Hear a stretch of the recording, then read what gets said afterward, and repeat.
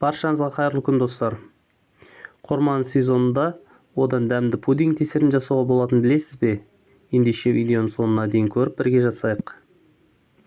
Ол үшін осындай жақсы піскен құрмаларды алып, сыртын ашып, дәндерінен тазалаймыз.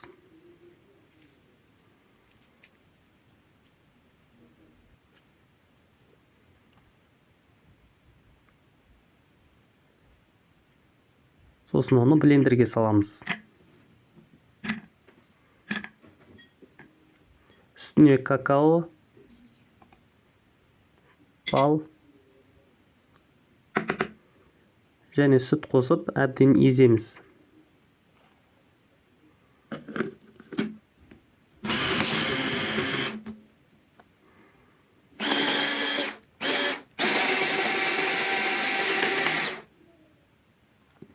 Осында сұйықтау масса шығады.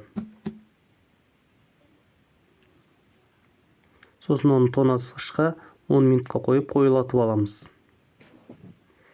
Үстін қалауынша әсемдесеңіз болады. Ас болсын.